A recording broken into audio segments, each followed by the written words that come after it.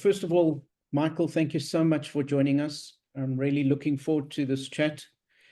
For everybody listening, you must probably know Michael Lewis is the chairman of the Foschini Group. He's been that since 2015, and he's the current winner of the Kirsch Family Lifetime Achievement Award. And the Lewis stores started by his grandfather, Meyer. His father and two uncles were involved in the business that then bought a struggling company called Foschini. His one uncle, unfortunately, died in a plane crash, and soon afterwards, so that cousin, his uncle was Jack, and then his other uncle, Izzy, unfortunately passed away soon after that from a heart attack. So it's a business story, but a family story with goods and the ups and the downs, obviously. Michael's father, Stanley, ran the Foschini Group, and Michael has taken over the business and has grown it to an enormous size.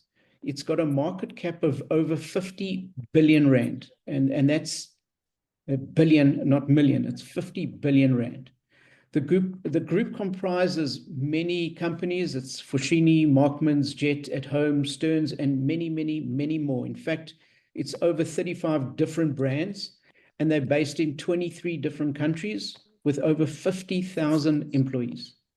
And what we're going to be focusing on today is the three areas, and the discussion is going to be around Michael's three key areas of the Foschini Group: a business called Strand that is mostly in Australia and New Zealand with over 300 stores, and his private investment business. So the way we're going to run it in the boardroom discussion today is, as we always do, I'll interview Michael for about 40 minutes, 45 minutes, and then I'll open it up for questions. We'll run the questions. If you can virtually put your hand up on Zoom, you can put your Zoom hand up, and I'll take it in that order. If we can ask, please, when you do ask your question, if we can keep it business related. I don't think he would be comfortable discussing any of his private family stuff in a public forum like this. So just to kick us off, can you tell us a little bit about those early years of the business, and what are the key elements that you looked at and enabled you to grow the business to what it is today? Great, thank you. Well, David, first, thanks very much for having me, and thanks everybody for attending. I hope it's useful. I was saying earlier, just before it began, in sessions like this, it's seldom one way, so I look forward to your questions and hearing what goes through your mind. I'm sure that'll be a learning experience for me and helpful to me, so I appreciate it very much.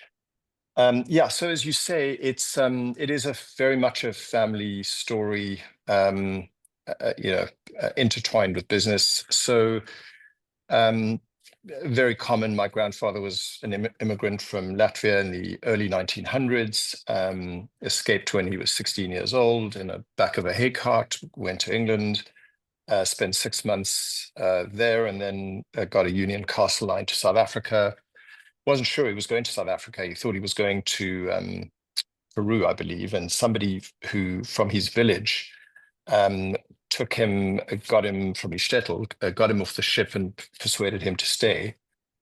And he did, he couldn't speak English, and he did an array of, it's the usual story. I mean, an array of hawking kind of activities through the countryside.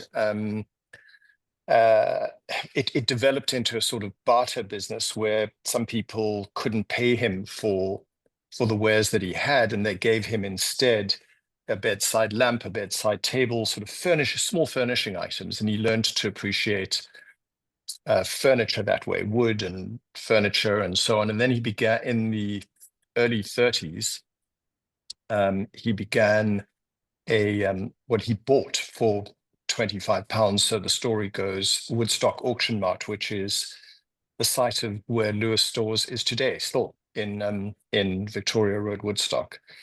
And he began auctioning the wares that he had got as a result of this bartering. And then he realized that he really did understand the furniture business very well and decided to open a shop, which he called M. Lewis and Company. I'm named after him. He died in 1957. he had met and married my grandmother in the very early 20s. She had been widowed. She'd been previously married. She had two children and was pregnant with the third. And when she met my grandfather, they fell in love and they're married, and he really adopted these three children and had two more, my father and then a younger sister. So there were five of them, although three were halves. They never knew they were halves until my dad heard them filling out a census and referring to their original family name. And so that's how close they all were. Mhm. So the older two brothers and joined my grandfather in the business. My dad was quite a bit younger, and they developed what is now Lewis Stores gradually, with my dad working on weekends and holidays and that kind of thing, sometimes in the evenings. It was very much a family affair. My dad always used to tell us stories about his younger sister bringing supper to the store from Kenilworth or Claremont or Wynberg on the bus on the evenings that they were doing the administration after hours and so on. So it really was a very family-oriented thing. And they developed the business quite successfully until in 1950. April of 1950, my oldest uncle, Jack, as you referred to, David, who was a very methodical, very, very administratively capable human being. And he was flying. He had a passion for flying, as did my dad. They used to fly together. And on a business trip with two colleagues going to visit Lewis Stores shops in Worcester, George, that area, he came back and sadly hit the top of a mountain and was killed. And then 6 weeks later, he's the second brother, Izzy, who had just dropped dead of a heart attack, seemed to have had the same genetic problem that his natural father had, my grandmother's first husband. And so that was the second tragedy sort of within 6 weeks. And then just to jump forward, because it's all relevant to the story, he had a brother-in-law, his younger sister's husband, who was also overseas on a business trip and was killed in the Comet, the first jet aircraft, flying from London to Rome, and then and it used to stop in, I think, Addis Ababa and then Johannesburg. But so he was killed on that. It was the third of the Comet planes that had crashed from metal fatigue. So he went from this youngest son, very protected, but very active in the business, to the breadwinner, because all of these widows had two children each. So my grandparents were still alive, and so there was my dad working, and as a result of no estate planning at that time, they were very young. They hadn't anticipated all of this. There's a whole backstory about how they had to bring capital in to grow the business. And Great Universal Stores, which was a retailer in the UK, big retailer controlled by the Wolfson family, later became Sir Isaac Wolfson, had bought a minority. And then after the deaths, the family needed money, and it was a really sad and tragic story. They lost control of the business to Great Universal. My dad landed up working for them actually as joint managing director, and then I think sole managing director, and didn't like the values, the culture, and said to himself and then to my mother, if I don't leave and try and do something for myself, something in which I can express my own values and my own energies and passions, I'm going to hate myself when I'm old. And to my mother's and he said, when he and in that process began looking for companies and eventually found Foschini, looked at annual reports all the time and eventually found Foschini, and it was a small, struggling public company, really women's dresses. And he said to my mother, well, if this is an opportunity, I think I'm going to take it. It's much less secure than Lewis Stores was already then, quite a big company, very prosperous. And my dad said, we're going to have to tighten our belts. We're going to have to have a less certain financial future, but I can't carry on like this. And there's a really important lesson in that, just sort of inculcated in me and our family, from as young as I can remember, which was two things. One is that values count, what your business stands for, how it conducts itself, internally, especially with its people, obviously relative to its customers, it truly, truly counts. That's number one. And number two is you need to find something that will give you satisfaction in the longer term, however that's defined. And that is obviously different for each of us, of course. But those two things drove that decision-making for him. And he took control of he bought a 25% stake of Foschini, and then in the subsequent 10 years bought another 25, and by the mid-late 60s had control. And in that process also did two acquisitions, Markham's and American Swiss. And of course turned the core business around as well. So brought some good people into the business. And that really sets the stage for the expansion of the Foschini group from the sort of the acquisition through to the late 60s, sort of phase one, and then from the late 60s all the way through under his control and either chief executive position or executive chairman position to the late 90s. So he crafted the modern Foschini in that period of time, I would say. So I'm happy to stop there because that's quite a lot to absorb. So I just wanted to ask you on that. So at what stage did you join?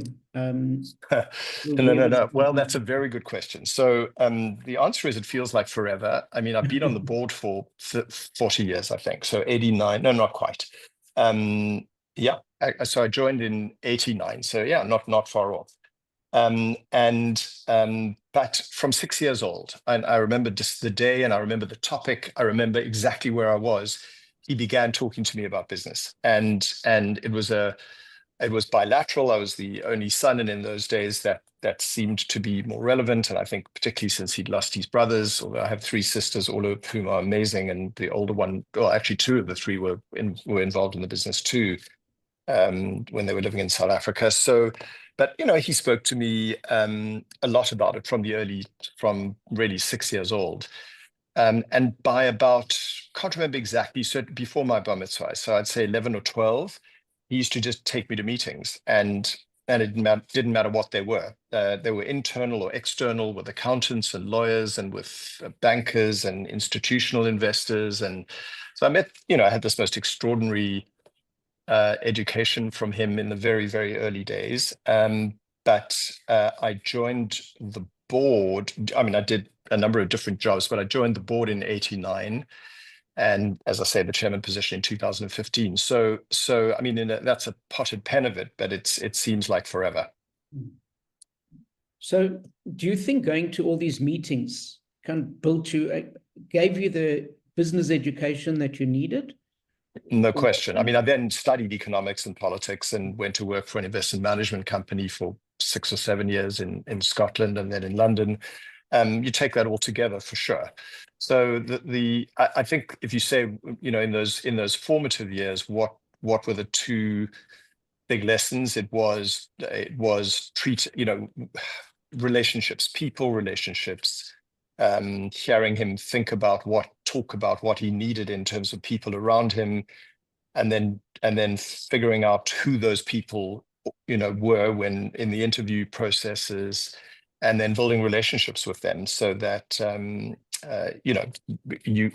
as a team, he was absolutely a team player, and he I was listening to your introduction. It's always very tempting to say one person built this or built that or did this or did that, and whilst that's true up to a point, beyond that point it's absolutely not true. It's the team that you put around you, and how that team evolves as the challenges and opportunities evolve and the business grows. So yes, certainly hearing and listening and hearing him and talking to him and watching him put these multiple teams together over many decades was a massive education. And he always said that, and I agree with him, that his greatest skill was the judgment of people and his ability to deal with people. It's a very important theme.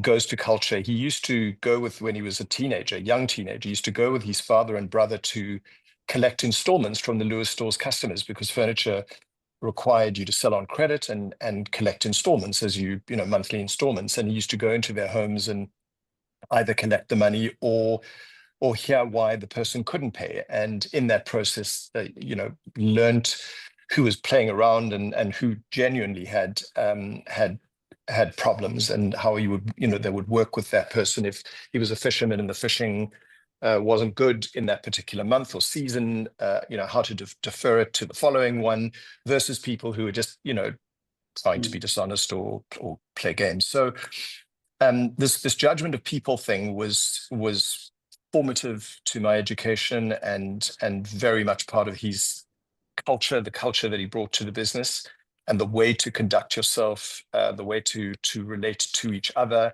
And whilst you always make mistakes along the way, and there certainly were a number of mistakes along the way, by and large, that was the core skill, I would say, that he had and that I learned. So let's change the roles a little bit.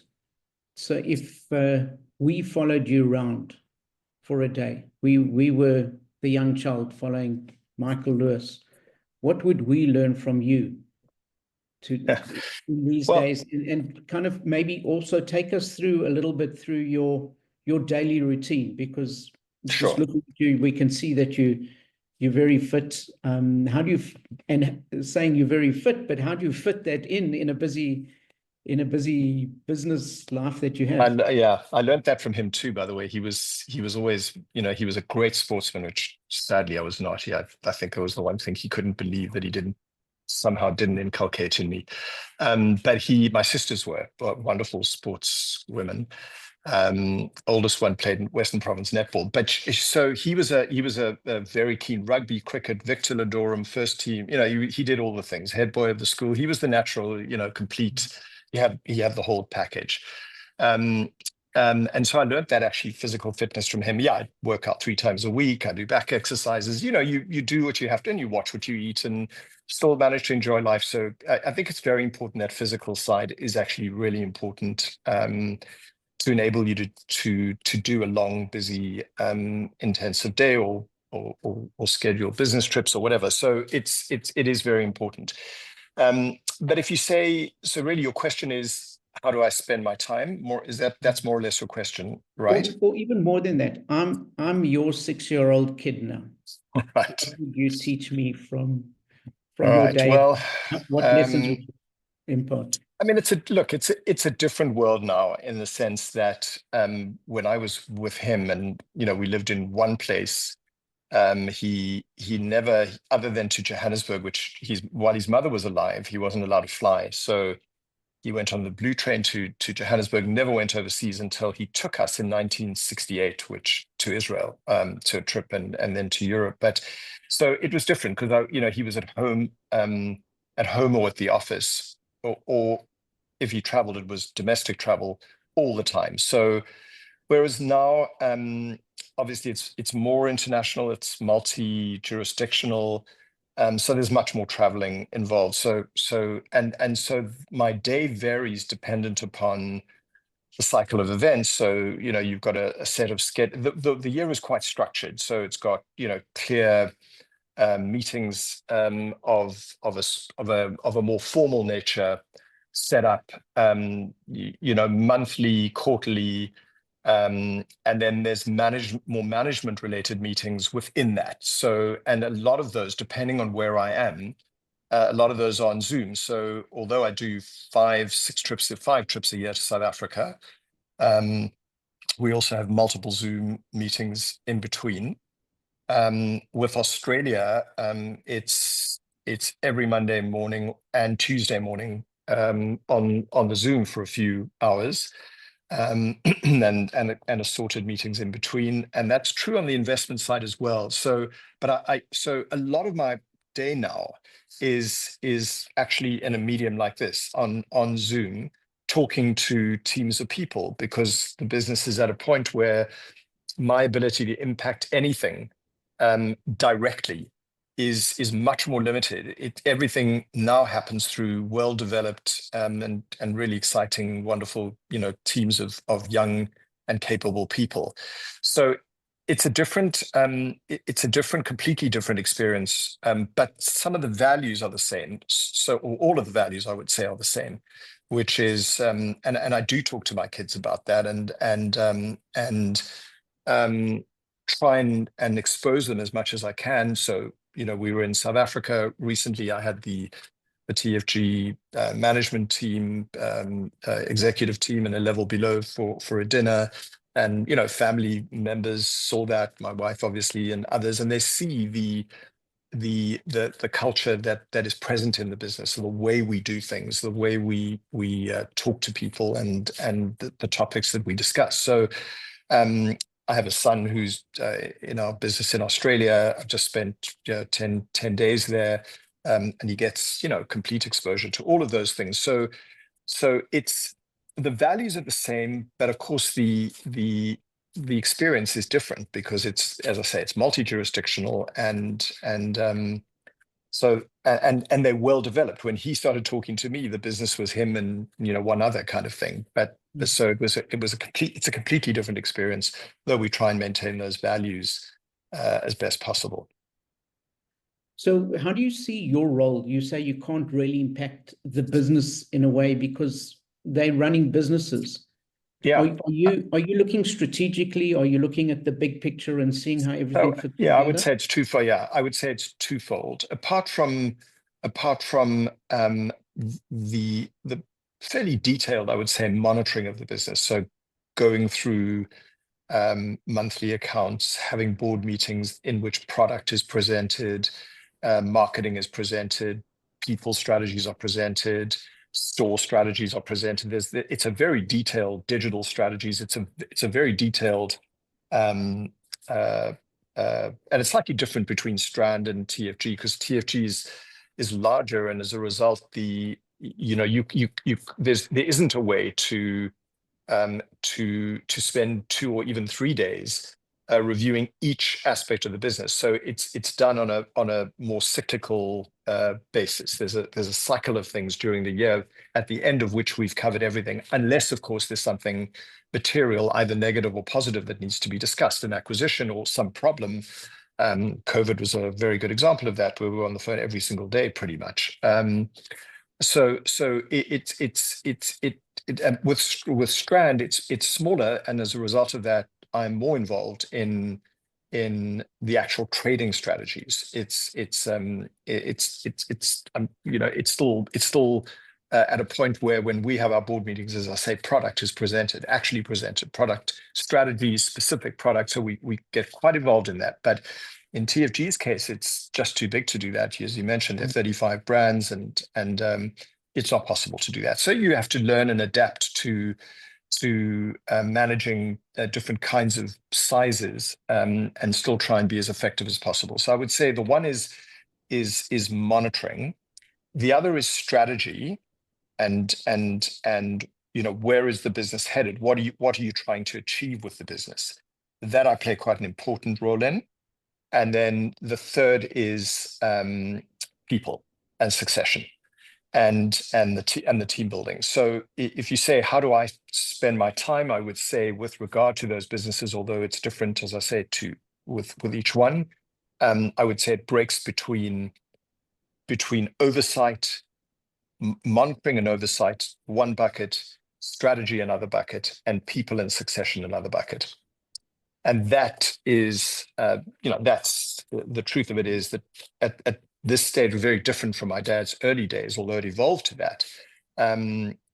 That's how it goes. You can't be involved in everything. And when I left Australia a week ago, and we had the wrap up on the Friday afternoon, I said, one of my final statements to them was, I'm both sad to be leaving and jealous of you that you're on the ground every day and can get to see all of these strategies come to life as they unfold, whereas I'll get to see them less regularly, and I envy you that. So it's part of the game. Things get to a size where happily they get to a size, and you have to adjust your style and your way accordingly. So your dad seemed to be very good in picking companies like Foschini and taking that risk. And I like the thing that he said, that he's gonna hate himself when he gets old, if he Yeah. doesn't follow through. Yeah. But so he was pretty good at taking that risk, taking that change, finding a good company. You're obviously doing the same in your investment side of the business. Could you Yeah, maybe? well, I mean, we do it within the current businesses too. You know, we during COVID, TFG bought Jet, which is a fantastic acquisition, and that took a huge amount of courage because nobody knew how COVID was going to play, and there's lots and lots of stress. But the thing that certainly I learned and was that you have to think like a contrarian. You have to believe. You always used to say the sun's going to come up in the morning. I don't know what the weather's going to be like, but the sun will come up in the morning, and you have to take the advantages that present themselves, because you can't, buying businesses or taking opportunities, not like going to a restaurant where they put the menu in front of you and you decide what you're going to have. I'll have one of those, I won't have this, and etc. These things come when they come, and although these things look massively strategic, they're very often opportunistic. And the same was true when we bought Antler, which was a luggage company, a well-known luggage brand, British brand, but with a good presence in Australia, and it made great strategic sense for our business in Australia to acquire it. We got both Jet and that one out of an effective bankruptcy, and you had to do it because you knew that it was a contrarian bet, which is almost always the right thing to do, and strategic to your business. So it comes from understanding what you need, what your business needs. In the case of Jet, it was because we didn't have a good presence in the value sector. We always had a very good presence in the lifestyle sector, but not in the value sector. And in the case of Strand, we sell fashion accessories, but we also sell travel, luggage. And when you sell luggage, you can't help but there's a gorilla in the room, and that's Samsonite. So we were too dependent in our judgment on Samsonite, which has a much lower margin because you're effectively a distributor. So we spent a decade and a half, figuring out how to develop our own brands and then acquire an international brand in the form of Antler that would completely transform our margin. So it comes from understanding it's not magic in the sense that there's a book called Blink by gosh, his name's just I'll think of it in a second. I'll think of his name in a second. But there's and in it he deals with this question of 10,000 hours. And when you spend 10,000 hours on your business or on anything, actually, you really do get to understand it. And that's your mission, is to say, do I really truly understand what the business needs in order to keep evolving and keep being successful? When you do that, and you identify strategically what you need, the targeting of it becomes somewhat opportunistic, but is easier in a way because you know what you're looking for. It's when you don't, and you sort of say, well, I wonder if this is a good thing, or I wonder if that's a good thing, and you sort of that's a whole different ballgame. But when you know what you're looking for, and why you need it, because you really have this intimate understanding of what your business requires, the process of actually doing it is, as I say, somewhat opportunistic and somewhat easier. I mean, when Jet came along, it was opportunistic, but we knew we needed it. It wasn't a complicated decision in that sense. And the same was true with Antler. And there've been other examples. And my dad wanted to, he said, why stop at women's wear? Let's do men's wear too. And so Markham became a kind of obvious thing for him once he found it. So it's very important when you get into the investment side, which is different because there you're not owning anything. You're not taking majority positions or making them part of your core operations. They are, by definition, investments. And that's a whole different ballgame and a whole different set of skills, and you need different people around you in order to do that.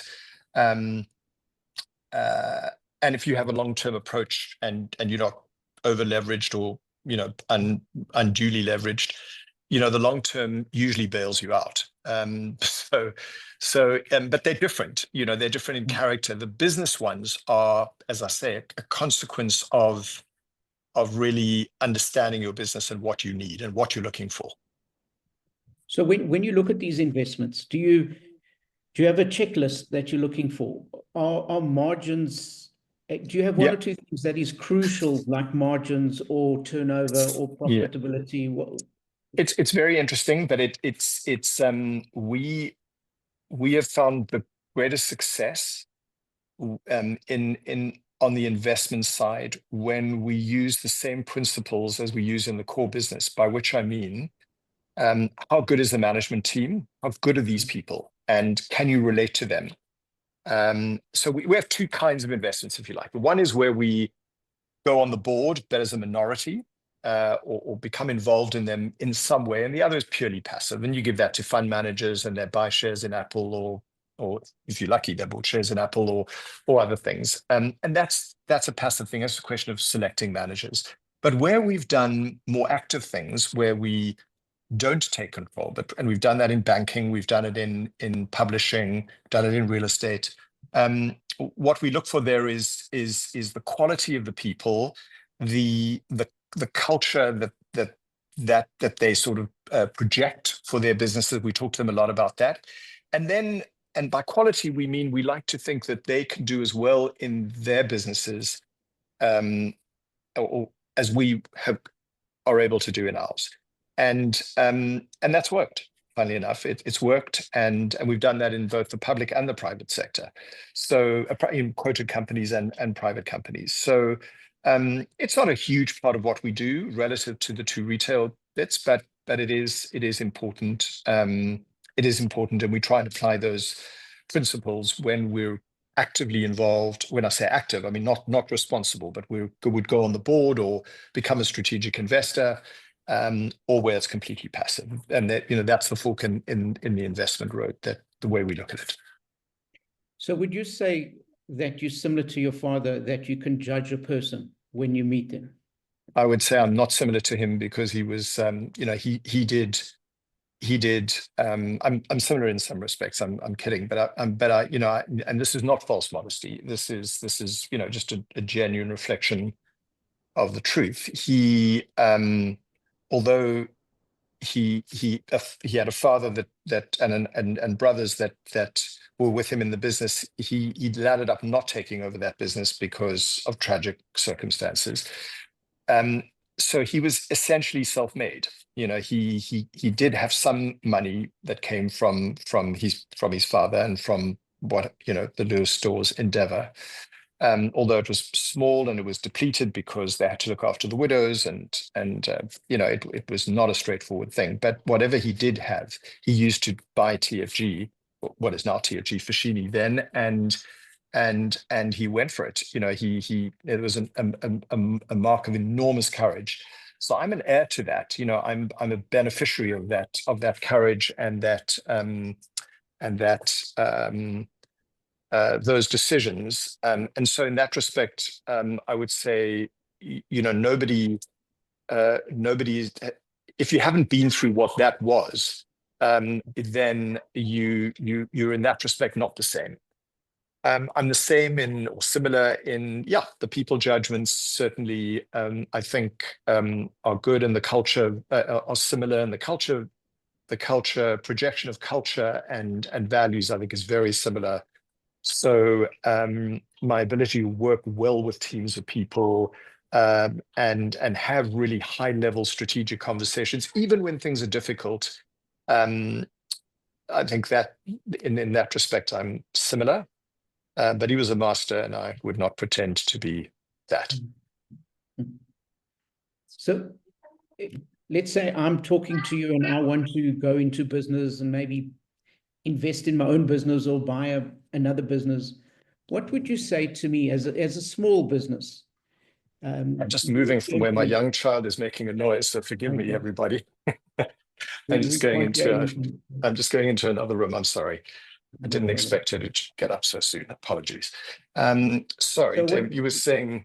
So what Yeah. would you say as a small business owner, maybe one or two employees trying to grow, what would you say I should focus on in a small business to expand and find opportunities, as you say, and know where we're going? Yeah. So I think, look, I think, as I said, it, the most important thing, if you're in something already, which is what you postulated, is to really understand it. Is what are the moving parts that you've got to work on and got to improve in order to make the business more successful and enable it to expand. Once you understand those things, and of course it's a moving target because what you need to do changes, but once you at any given moment in time, once you understand those things, I would say, you know, as you say, in a small, very small business, 2 or 3 people, I would say 2 things.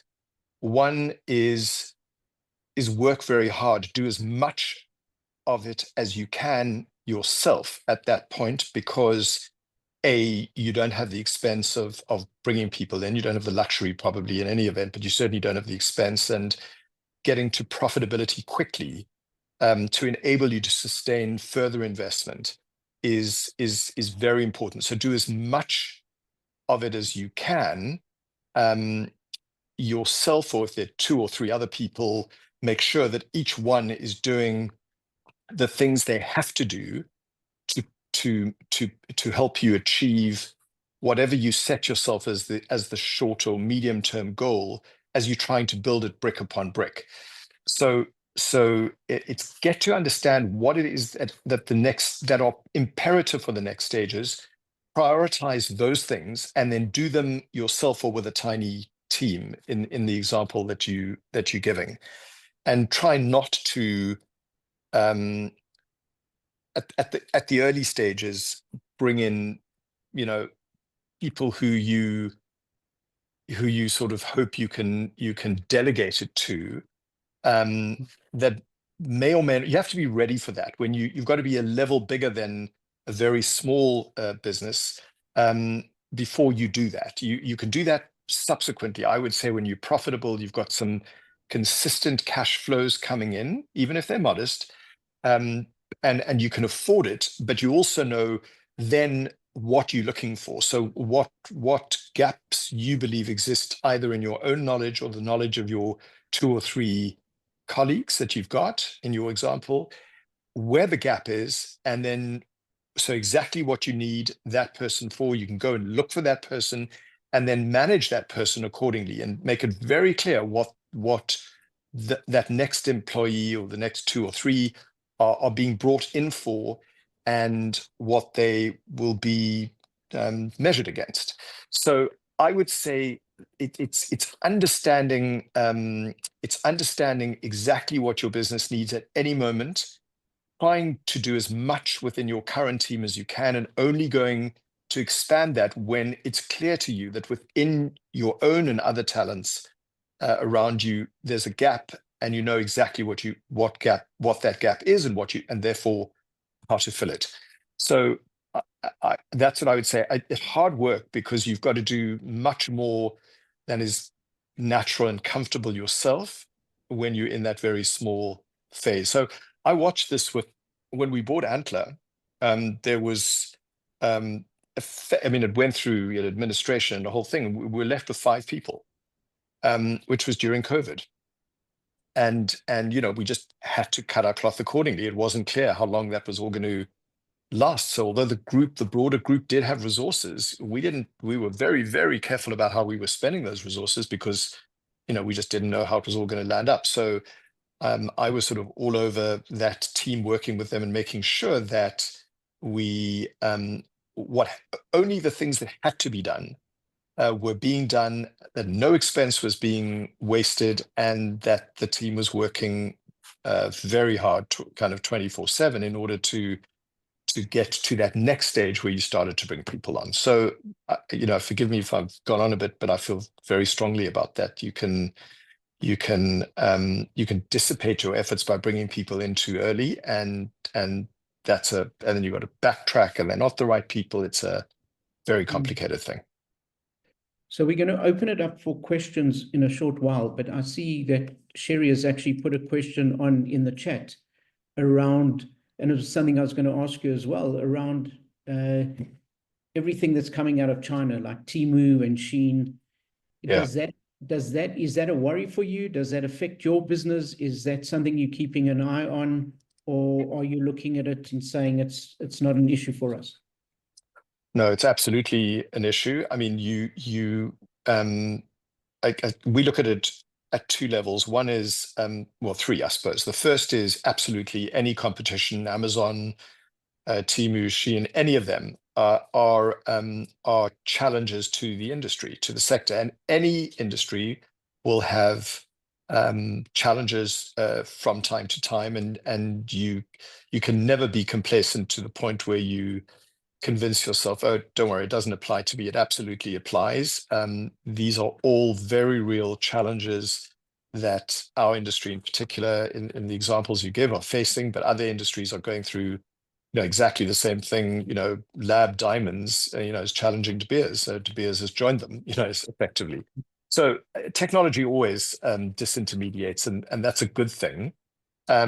So I would say we have a very healthy respect for it. We're trying to make sure that we understand their model as best we can, that we play to our strengths, we adapt where we feel we need to in order to compete with them. So very respectful of them, and they are very real threats. The other aspect of it, though, is where there is sort of unfair, it's unfair competition. So competition, you just have to deal with it and you have to meet it. But unfair competition is an issue, and so the duty structures of Shein, for example, bringing product into not only South Africa, it's actually true of other countries as well, is a very real issue. And we worked with government to make sure that we were not to try and stop them competing with us or playing in our market, but that we were competing with on fair terms, duties and tariffs, etc. And we've succeeded in doing so. And so we feel, good luck to them. They're a very dynamic, strong, growing business, and we will adjust where we need to and meet them where we need to, and then play to our strengths and learn from the competitive process. Fantastic, great, thank you. So I'm going to open up to the floor. If anyone's got any questions where you'd like to ask Michael. So Eddie, I see you've got a question. Do you want to unmute yourself and you can ask Michael?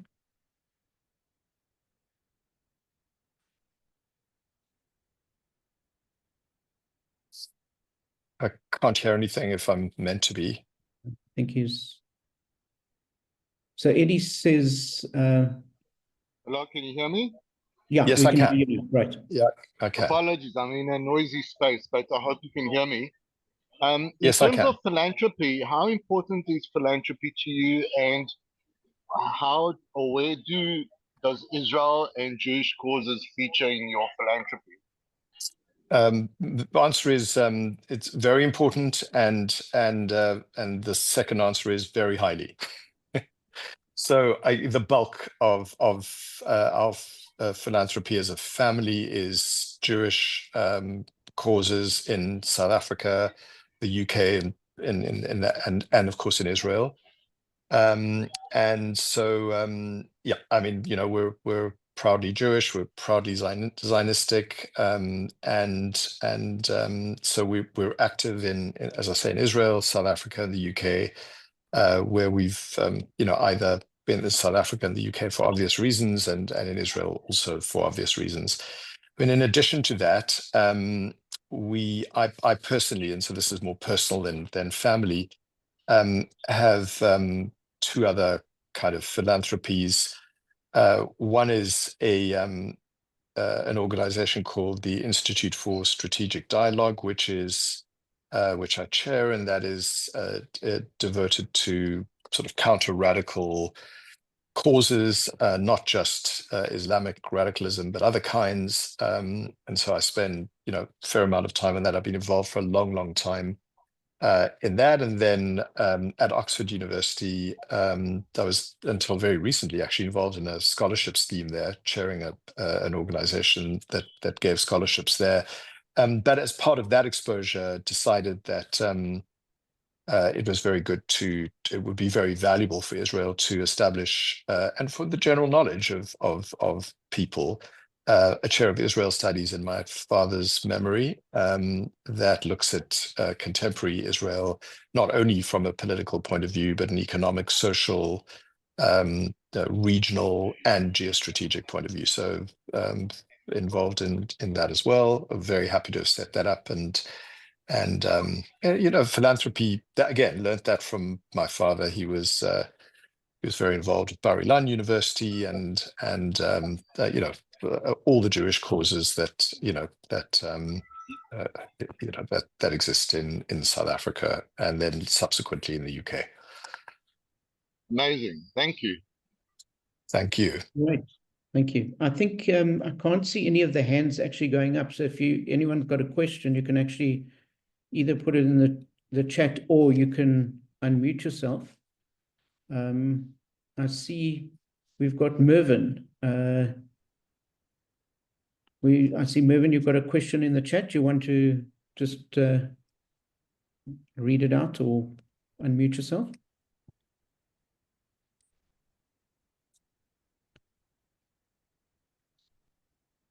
So Mervyn, not sure if you're chatting, but you need to unmute yourself. So Mervyn says, team building is corporate life is a well-known path. Wondering what your thoughts are about how in a family business, what assists in keeping the family values, business coherence together. So that was Mervyn's question. And then we'll come to Sarah after that. Yeah. Yeah. I think the making sure that so in our case, let me just speak in our case, everybody in the family, one way or another, has been part of the family's business endeavors, as I explained earlier. So it was sort of core, it was DNA, that was the conversation, and in our case, our businesses had a physical presence, so you could actually see them. Shops and products and marketing and all of those kinds of things. So you can't really exist outside of the knowledge of it and outside of its sort of ecosystem. And that remains true with the businesses we're involved in. Less true on the investment side, but true with the businesses that we're involved in, and they and then I would say the second aspect of it is, so one is currency, continuing to talk about it like you talk about fresh air. It circulates.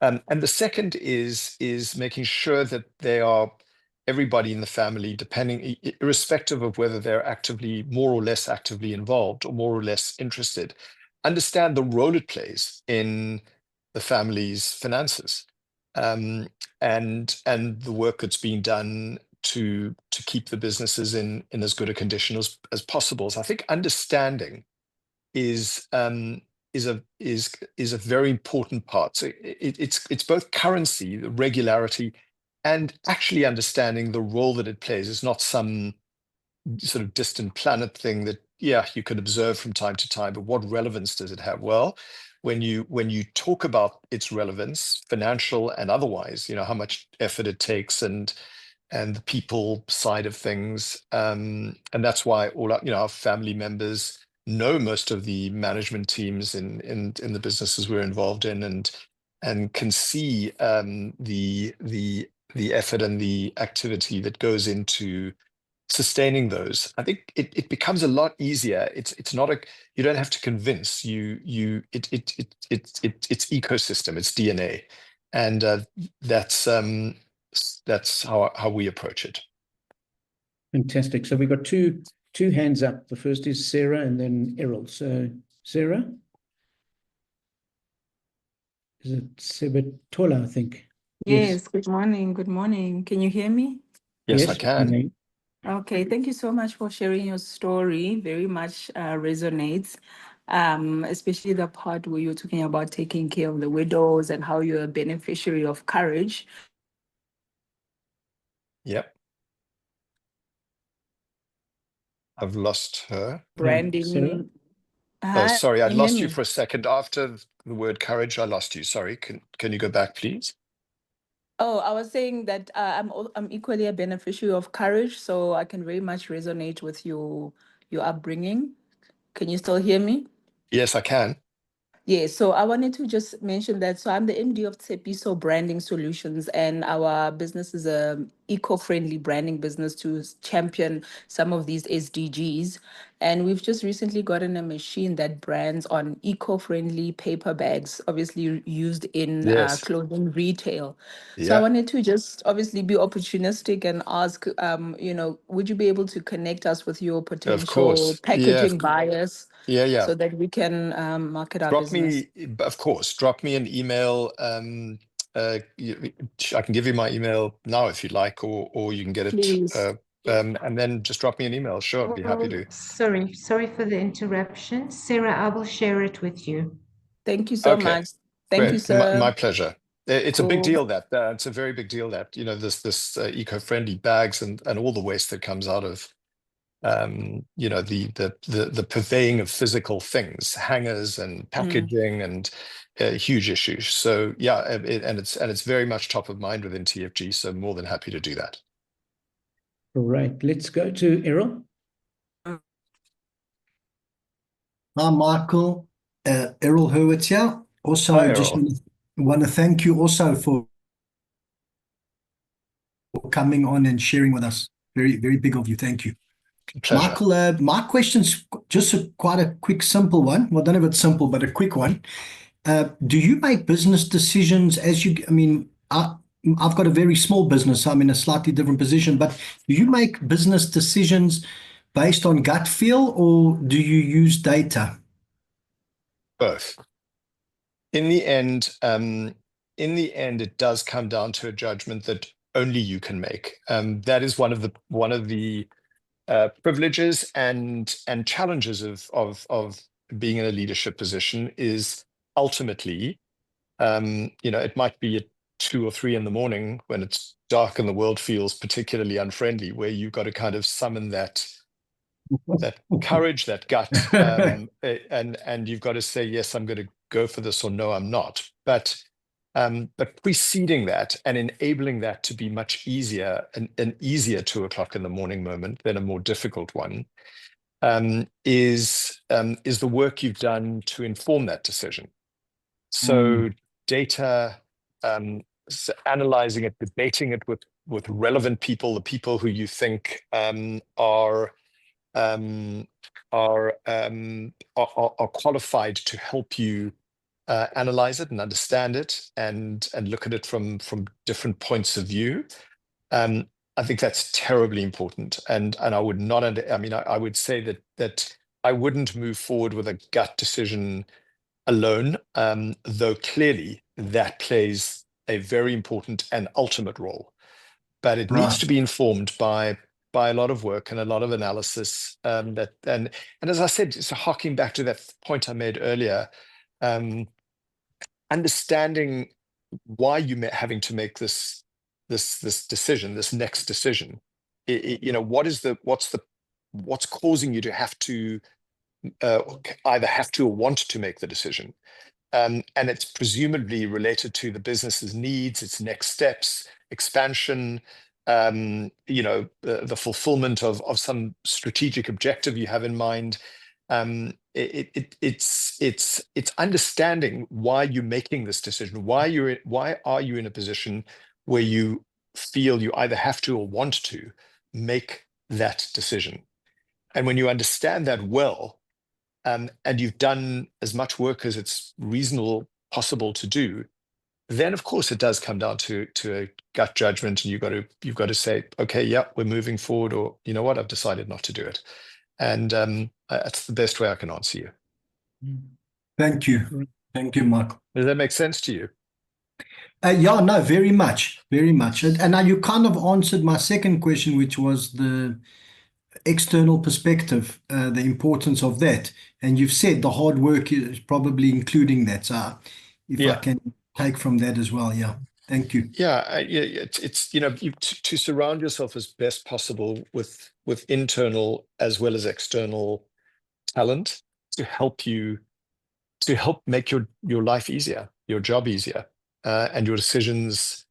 And there's always risk in decision making. Moving from one spot to another always involves risk, whether it's crossing a road or whether it's acquiring a business. And so, in crossing a road, you have internal processes that make it automatic for you, aided by some manual activities of looking left and right. And it's much the same when you're having to move the business from one point to another, or deciding to buy something or sell something or invest in something. It's get as much internal as well as external perspective as possible. Right. Thank you. But ultimately, it's your call. Ultimately, that is the role of leadership. You have to make the decision, not your advisors, and not not the people around you. You have to make the call, but let them give you and seek all the input possible. Right. Thank you, Michael. And then one last question, and this does answer the talk about courage. This is from Dana Drone. It says, is South Africa still seen as a good investment opportunity? Well, I'll answer you this way by saying, my dad always used to say, so you see how lucky I was to be able to draw on so much of his wisdom.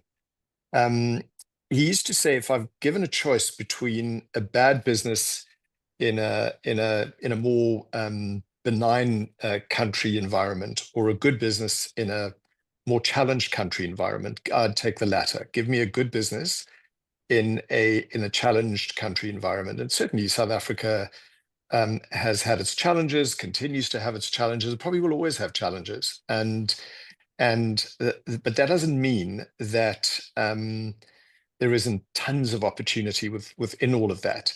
And again, it's this 10,000 hours thing. It's knowing an environment and being able, therefore, to be exposed to, find and perceive opportunity is much more important than macro calls in the way I look at things. So South Africa's laden with opportunity. I mean, I always say this, it's the ironic fact that TFG has never been bigger, yet it's never had more opportunity. It sounds counterintuitive, right? But it's not. And we invest, literally, more than depreciation every single year. So we just built, a big river fields near the airport, big DC to enable the whole Bash digital operation. Major investments. But these are huge opportunities.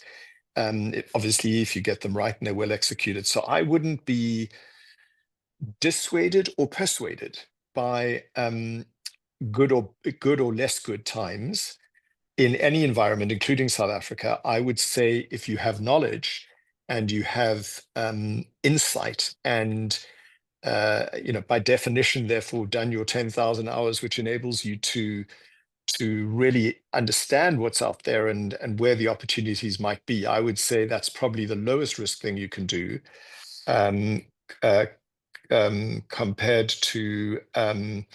compared to seeking some more benign environment where you don't have that benefit, And so yeah, I wouldn't, as I say, be persuaded or dissuaded by the moment South Africa is in, politically or economically or in any other sense. It's clearly got, lots of challenges and lots of risks. But so have others, other places. And so in different ways. So as I say, I'd be driven much more by the opportunity that you can find and capitalize upon than I would by, big macro judgments. Now, obviously, I mean, at extreme moments, you have to be more cautious. I mean, if we were offered a business in Poland today, I'd think twice before, versus, pre-Ukraine. It doesn't mean I wouldn't do it. It just means I would think twice. There are always extreme things that happen that cause you to be more thoughtful, even more thoughtful, I should say. But as a general rule, I would say that the micro trumps the macro.